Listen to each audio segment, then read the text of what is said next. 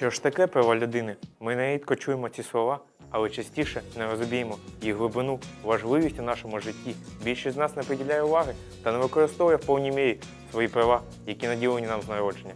Права людини – це броня, це основні права і свободи, які надаються усім людям, незалежно від національності, статі, національного чи етнічного походження, раси, релігії, мови або іншого статусу. В основі концепції прав людини лише дві основні цінності – людська гідність та людська рівність.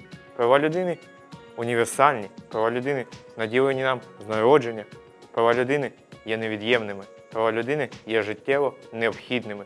Вони мають важливе значення для свободи, справедливості і миру. Тож пам'ятайте, кожен з вас має ці права.